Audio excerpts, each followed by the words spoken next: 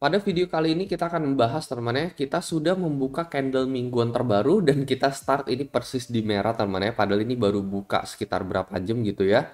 Jadi kita mulai dari tanggal 25 Juli sampai nanti awal Agustus teman. Jadi ini adalah minggu akhir teman-teman ya. Sebelum nanti kita akan menutup candle bulanan kita. Akankah kita closing di hijau atau akankah kita bakalan closing di merah? Kalau menurut kalian dari level saat ini Bitcoin bakalan all the way turun lagi bahkan menuju balik ke level 17 atau bahkan ada yang membicarakan level 10.000 teman ya, atau dari sini menurut kalian Bitcoin akan mantul keras di sini ya. Nah, di sini gue bisa rekomendasiin salah satu platform untuk kalian trading futures di sini ya. Dan gue akan kasih pendapat gue sendiri apakah kira-kira nanti sampai akhir bulan nanti kira-kira bakalan drop atau kira-kira bakalan naik. Nah, keunggulannya kalau misalnya kalian trading di platform BingX ini adalah leverage yang lebih tinggi ya, bisa sampai 125 kali untuk Bitcoin, jadi profitnya jauh lebih banyak, tetapi dengan biaya futures yang jauh lebih rendah juga. Selain itu juga dia memiliki keunggulan yaitu fitur copy trade-nya di sini. Menurut gue ini cocok banget buat pemula ya, mereka di sini ada fitur copy trade, kalian bisa cek sejarah trader masing-masing seperti apa, sebulan terakhir profit rate-nya berapa, dalam 3 bulan terakhir apakah mereka konsisten profit atau tidak. Jadi menurut gue cocok banget buat pemula. Selain itu bagi kalian yang sibuk kerja, nggak sempat mantengin grafik setiap saat, fitur copy trade ini sangat berguna teman, karena kalau misalkan mereka buka posisi, kita bakalan keikutan, mereka tutup, kita juga bakalan keikutan. Jadi cukup tinggal deposit duit doang, lalu kita tinggal follow copy trader tersebut.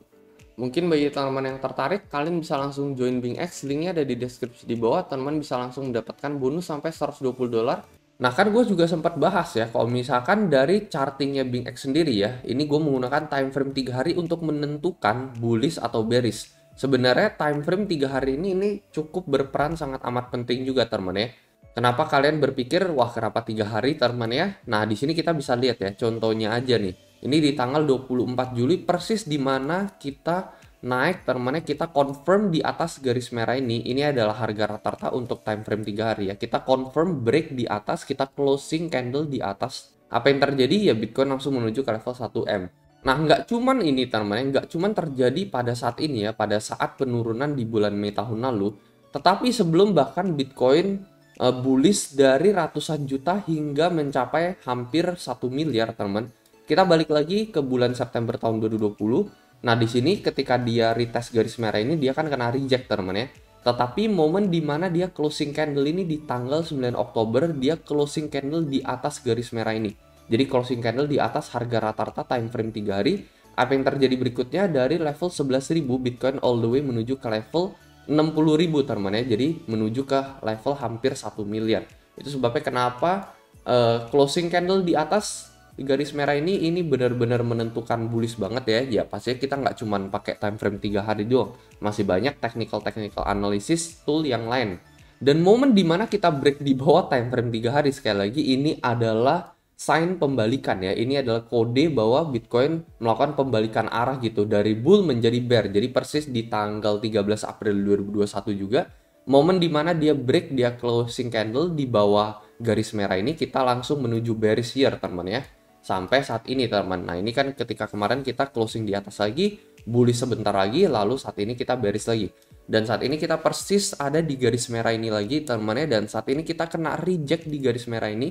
Jadi kita belum closing candle hijau di atas teman-teman. Itu sebabnya kenapa gue juga bilang, meskipun memang breakout ke level 24.000, tetapi kita masih belum bisa closing candle di atas garis merah ini ya, di time frame 3 harinya.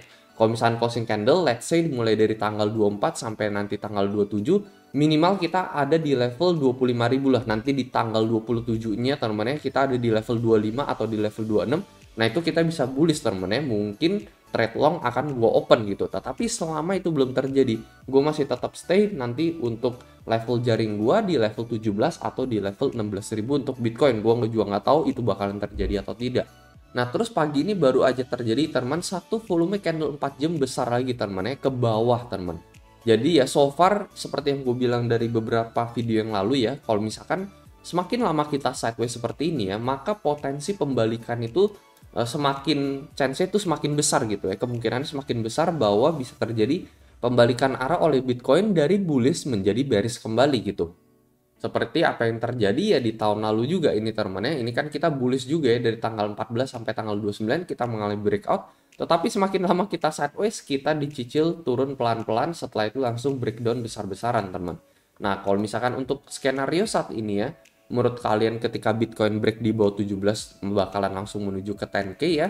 Tetapi kalau misalkan gue ukur di time frame sehari, temennya di sini masih ada support di bulan November yaitu di level 16.000 untuk Bitcoin.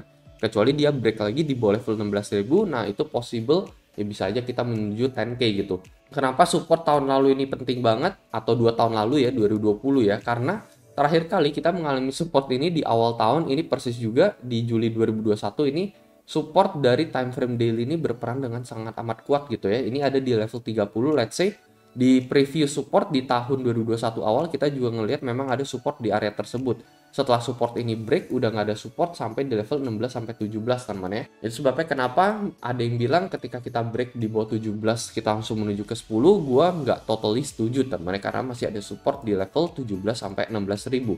Di time frame 4 jamnya kita baru aja break support lagi persis di pagi ini 21883 teman ya. Sebelumnya 21944 di sini. Jadi di sini kita juga harus cukup waspada teman ya.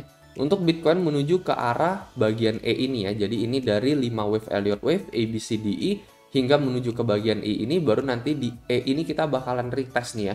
Kira-kira kita kuat gak ngehold line ini ya. Jadi setelah kita breakout, pastinya kita ingin ngehold support ini teman ya. Resist yang berubah menjadi support ini, kita harus bisa ngehold line yang satu ini.